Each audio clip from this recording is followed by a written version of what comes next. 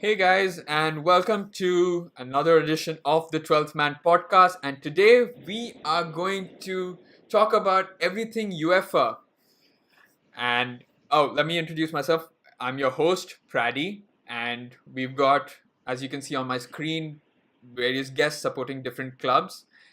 And so let's start off with, and we're talking about UEFA because this is now the international break, and which means it's now time for the UEFA Nations League. And I just wanted to get quick reactions from you guys. What you think of this Nations League? Obviously, it's when I read it, it was so complicated. It was so complicated to find out what it was, what the end product of, what the end goal of this Nations League was. Was it going to be qualification? Was it going to be a new trophy? Apparently, it does both. So, do you think this makes sense because it makes it more competitive, or do you just want it to be the normal friendlies, or you just don't give a shit? So let's start off with Ashfaq. Okay, first of all, I don't really Pradi said, I don't really understand what's the whole format of UEFA Nations League. But rather than having a pointless friendly, it's better to have something that actually adds value to your international qualification. So I feel it's the necessity. Okay, Nadeem, do you want to add? Uh, Honestly, I don't care. It just seems so extensive. Okay, see, I get the whole reason behind it, but they could have thought of something better. Honestly, that's what I have to say. Yeah, Karthik. Yes, I think this UEFA Nations League is similar to what is proposed in cricket as the Test Championship, because they want to give some meaning to the matches being played. Like in cricket, I think they're planning to have a you know rankings for Test matches, something where I think from next year they're going to start like a similar one for the friendlies, because they want to give some meaning to the friendlies, that fans can follow the international friendlies even when. Even when the main tournaments like the World Cup and the Euro are not going on. So I think in that respect, I think we need to give it a chance, and let's see how it goes after probably 2 years. I agree. I would say something similar to what I guess Ashfaq said. Mm-hmm. I mean, as opposed to having friendlies, Yeah. where it's kind of meaningless, and we just have players from our Premier League go up and get injured, come back with ankle injury, out for 4 weeks, pointlessly. At least if there was something to play for, if there's like a reason for them to sacrifice themselves and their injuries, it makes it a little bit more worthwhile. But again, going to the point that Nadeem was saying, that there could have been a better way to implement this too, in a more in a way that you would have more following. Yeah. Okay. So that's fine. I think that so the general consensus being that it's better than friendlies, but could have been a better execution. Yeah. But yeah, but right. I mean, the Germany France match kind of showed what this Nation League was about, because you didn't have a wholesale change midway through the game. Like normally Yeah. after 45 minutes you'd have like 11 players going off and 11 players coming in. But here, because there was something to fight for, the main 11 still kind of stayed with just a few substitutes. So that was interesting to see, and definitely time will tell whether this is actually going to be successful or they're going to rehaul it again. Okay, so Yeah. so talking about the Nations League and tournaments by UEFA, we come now to the Champions League draw that took place on the 30th of August.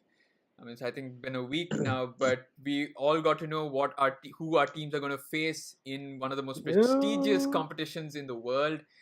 And okay, let's start off with, the first group had Atletico Madrid, Dortmund, and we don't have any Atletico or Dortmund fans here. So we'll move on to the next group, which had Barcelona, Spurs, Inter Milan, and PSV, which I'm guessing is the group of death. I think we all agree. Yeah, No, totally. not really. I feel that would be the United Group. Whoa. Okay, What? we'll come to that Okay, later. We'll come to that later. Yeah. But let's Okay, talk fine. about So let's talking talk about Barca. Yeah. Okay, first of all, I wouldn't say I'm happy with the draw, because usually we get a easier draw, especially with last season when Spurs drew Madrid. Everyone thought, oh, Spurs, they're not going to do well. They get kicked out, this that. But then they finished above Madrid, so they have every chance of finishing above the on top of the group, even with Barca in the same group. Because as we know, Barca may be very good at their possession game and attack and everything, but when it comes to defense, it's very weak at the back. Even no matter how many players we sign, as long as that big freaking guy, PK starts, we're gonna keep conceding goals. Yeah. And that's one team to look out for, Spurs, because even though they haven't signed anyone, they've had a good campaign, and even now they're doing pretty okay, not too bad, not too good, and they can surprise an opponent anytime. But As far as what Inter about is Inter concerned, Milan? I mean, they've yeah, also that's what I'm going made to talk decent about next. signings. Yeah. Yeah, so as far as Inter is concerned, every year they keep signing new players, but they never, actually showed the results. But last season they actually finished fourth, and this season all their transfers look very good. Nine Golan, there was Lautaro Martinez, but I don't think he's going to play much for the Champions League, and they actually have a proper Yeah, and experience they right held now. on to Perisic too on top of all of that. So. Yeah, they held on to Perisic. They have Icardi, who's very clinical. Then they have Handanovic, who's very tough to get past. Yeah. Then they bought a guy called Skriniar last winter window, Yeah. and he was really good. He was really good, and he's killing it for me in SM as well. Okay, so I mean, I think it's gonna be a little too early, but I think you'd say that Barcelona would progress through the group given the It's tough signings. to say that, I mean, yeah, like you said, it's too early. I wouldn't be too No, confident. but progress, you would feel at least a little more confident than Yeah. Progress. Definitely either first or second. That doesn't matter. We'll Barcelona progress in the won't group. sail through the group, but they will make Wait, what? Sorry. Barcelona won't sail through the group, but they will make it past the group stage. Yeah, they'll make it past the group stage, because I mean, Inter, you don't know. This season they have signed like 6 players, Keita Balde on loan and Versilako on loan, and around 4 players. But I don't know. This. I don't know how to judge Inter right now because I haven't seen them play. But they are a threat. As far as PSV is concerned, there's only Lozano. Yeah. He's the only threat. Other than that, the rest of the team is okay. They won't be much of a challenge. But as far as Spurs and Inter would be a biggest challenge. So I don't know. We'll progress, but it'll be a tough kind of group stage, unlike the previous seasons. All right, so moving from the group of death, we kind of move to another tough group, which is Liverpool, Paris Saint-Germain, Napoli, and Red Star Belgrade. So, Nadeem, what do you think of? Oh man, I mean, it was bittersweet actually. So, I mean, let me look at all the teams individually. We'll start off with Napoli. I feel like it'll be a home advantage thing. Like we'll beat them at home, and then they probably could nick it back in Naples. That's how it's gonna Napoli be. hasn't had a great start this season. Without Sari, the tactics is like messed up.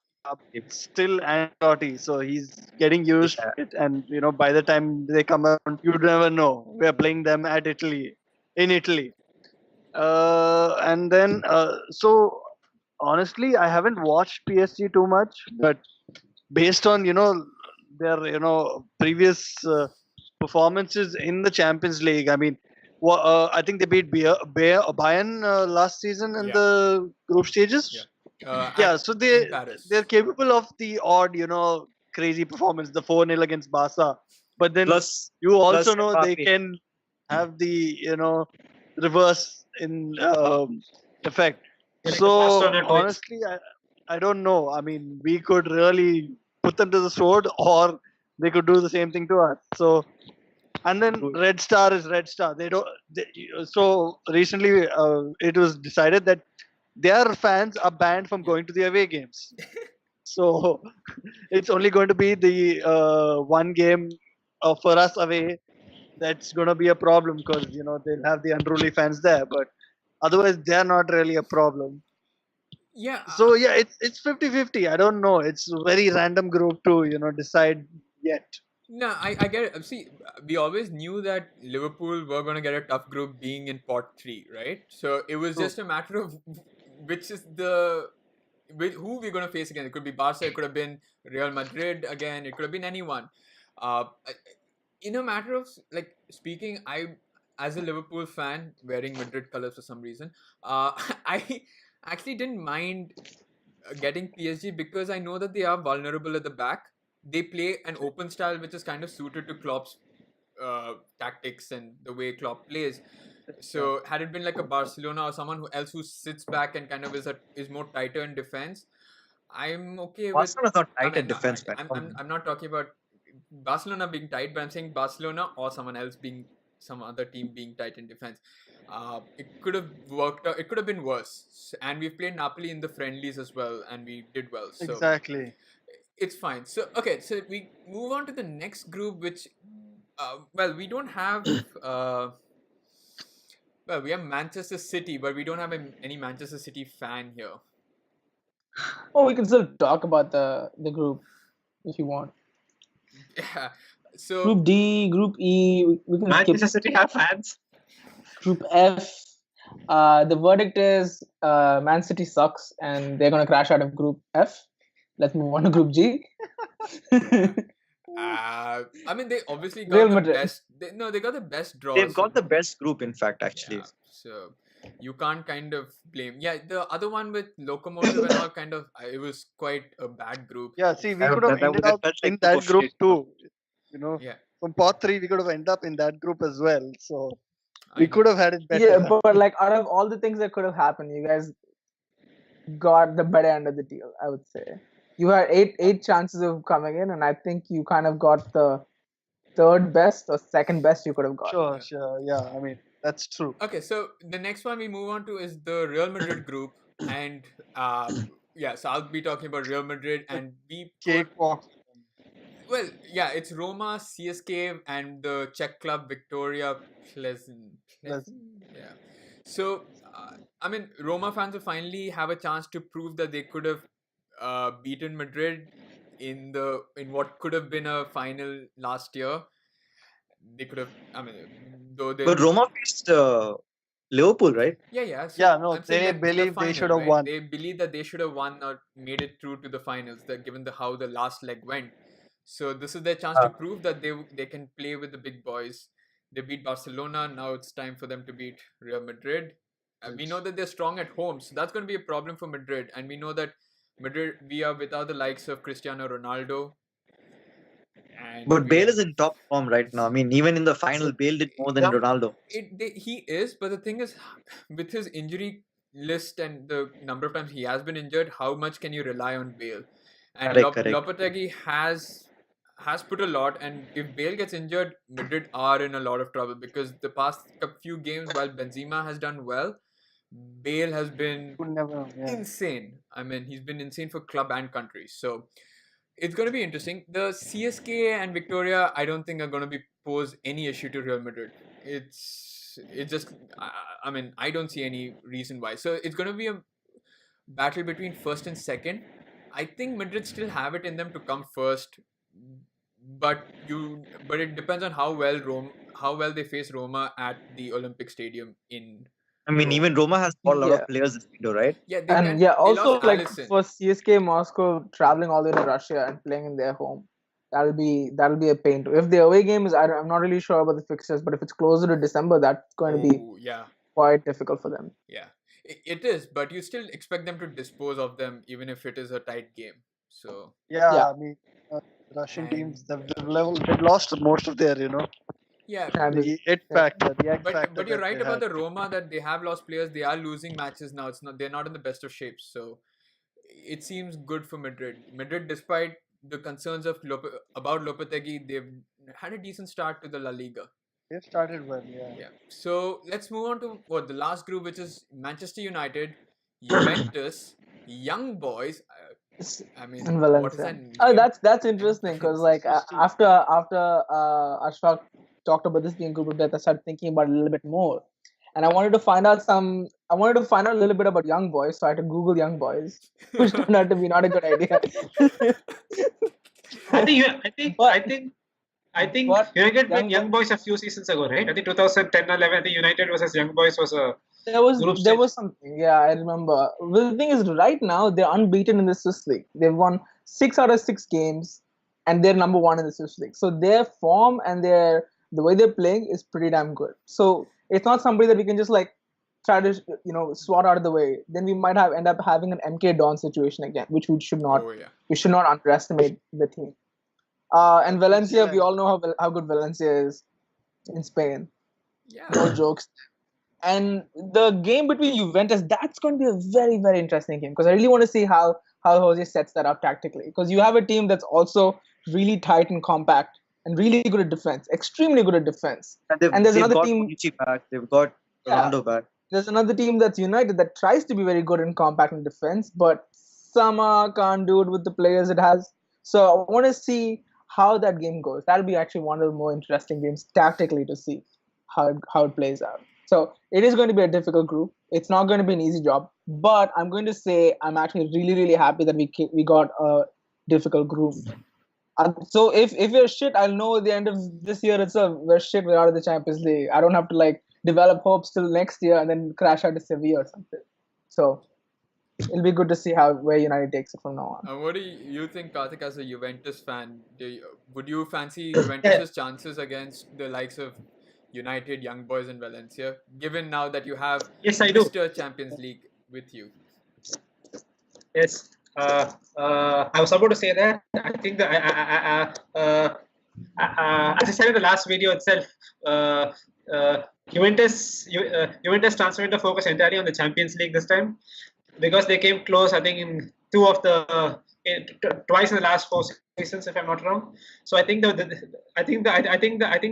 biggest challenge for Juventus has to be Manchester United, even though many people will disagree. And of course, even the Valencia, I think the Valencia game is going to be very difficult. I expect Juventus to drop points either at United or Valencia, but I expect them to top the group. It's a tough group, no doubt. But again, as Prakash said, I think that it's going to be it is going to be a very interesting group, open group, and I still expect you. I still expect I still expect I still expect United and Juventus to go Yeah, through. Obviously, right. obviously, I think it's going to be tight, top. right? I feel like Yeah, very compared to most groups, I think we might see situations go both ways, and you never know. Things might end up being tight towards the end. exactly. I Right. think, uh, but I still think it's going to be it's going to be Juventus and United only going through to the Yeah, groups I agree, and I feel like from the Juventus group would stage and not. top it too, right? Just like you were saying. Yeah. Yeah, I think Juventus would be on But top. okay, so Yeah, because the defense is also very good, so they have very good chance to top the group. Yeah, and you've got Ronaldo playing for them. And obviously, Although and he obviously, hasn't really heated and running. obviously, Enough. we have Bonucci back. Yeah, and we have Smalling, so We have Bonucci what are back. you gonna do now? And Jones. We don't have Buffon. We have Lindelof. Chesney. Oh yeah, my god. but okay, so the biggest story when the group came out was Ronaldo's return to Manchester, and Yeah. so we are all hoping for something big. I mean, whether he'll perform, and he scored against United when he came in Yeah. with Madrid, right? He Yeah, scored both the legs.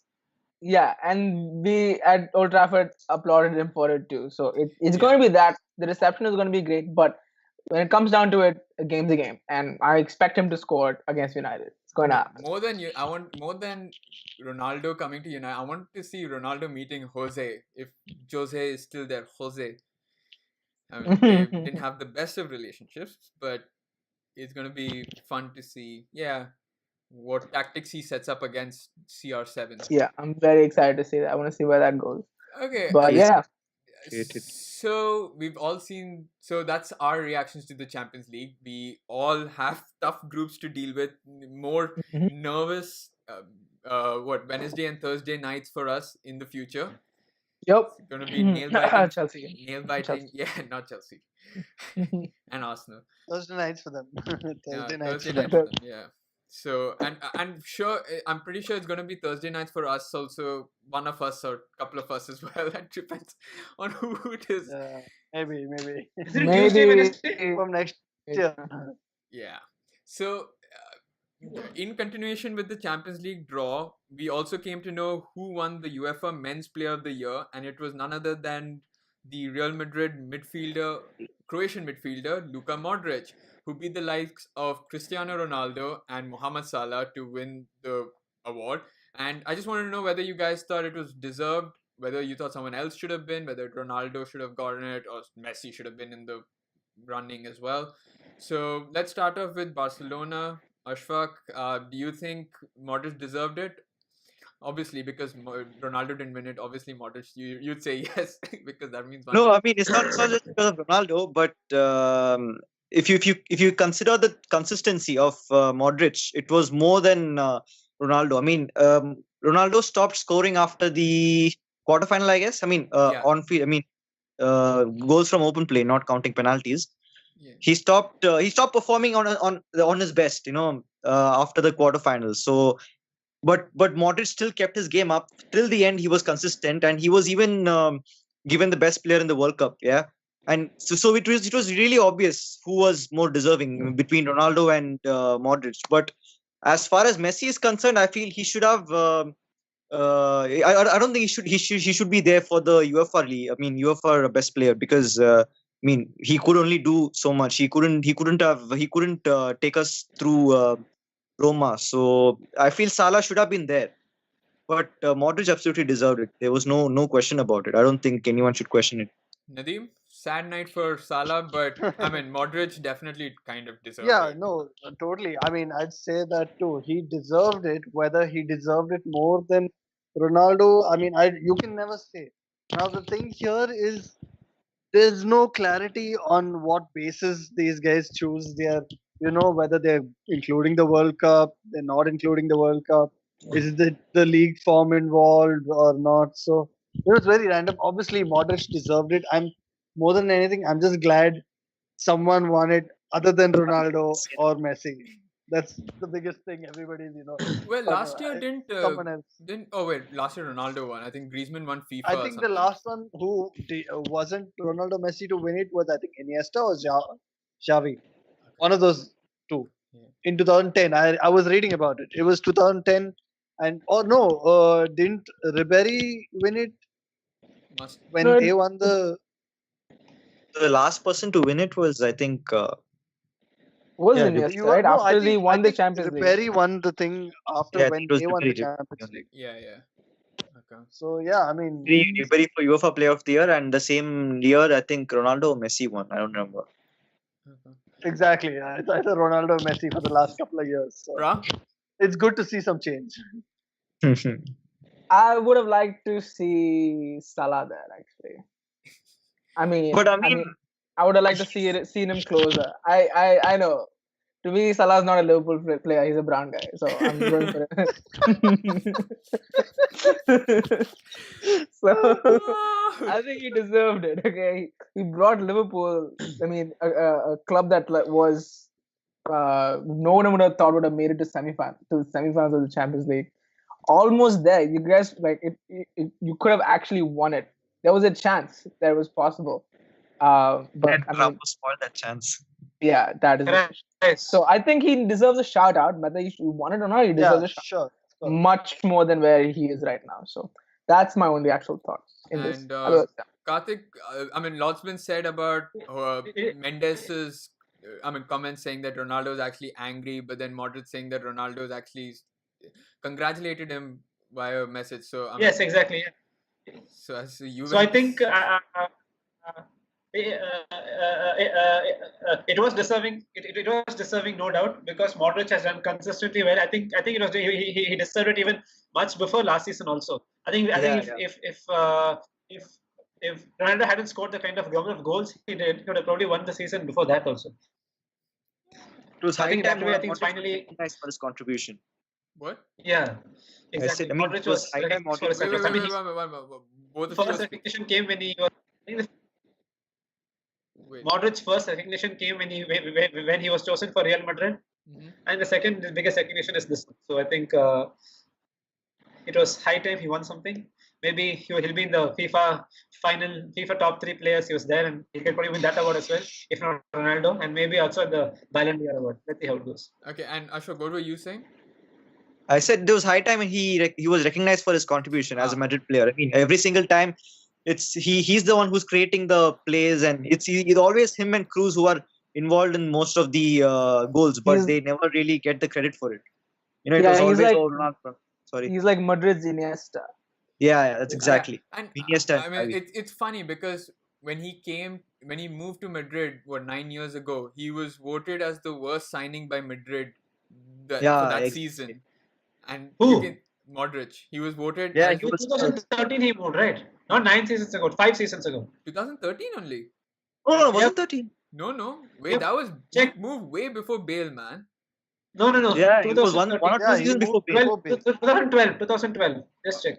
Oh, possibly. Oh yeah, I think 2009 was Ronaldo and everyone. Sorry, then it was after Yeah. that. Yeah, Yeah, yeah. my bad. So 2012. yes. So what? 6, 7 years ago, whenever he moved, he was voted the worst player. So you can see how time changes Man, opinions. imagine the team Spurs would have had if they actually kept those guys. You would have had Bale and Bale, Modric. Kane is already still there. Yeah. But like I that mean, team I'm would saying the be Bale and Kane Paulinho. linked But up. yeah, that Kane team being could fed challenge by for the Modric Champions would- League if they had it. Modric, Bale, Paulinho. Yeah, Oh damn. they had No, couple. Paulinho is kind of inconsistent, I would say. He's just like Yeah. Yeah, so talking about best players, we all agree that Modric kind of deserved it, and we will come to you with another video talking about closer to the Ballon d'Or time, talking and discussing about who we think is the third best player in the world, not only in UEFA but totally in the world. Do we think it's still Modric? Do we think it's Mbappe? Do we think it's Griezmann?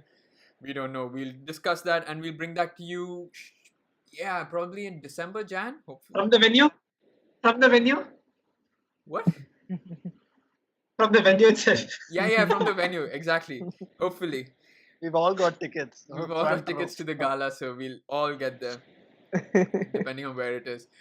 All right, so thank you guys once again. Yep. And don't forget to like, share, subscribe, and comment below. And we will see And you watch our soon. previous videos also. Yeah, Yeah, and watch definitely. previous videos and playlists and what else we have for you. So, And be a part of Yeah, this. yeah. Come on the show and talk and like let us know your opinions. Let's see if you We really can need a Spurs. debate us. Yes, and if there are any Spurs fans, we'd love to know what you think against Barcelona and the likes If- of Inter Milan. Yeah, if any City fans exist, you can go fuck yourselves. Yeah, so that's it for now. All right, see Thanks you. for tuning in. City All fan? right, bye bye. Take care. See you guys later.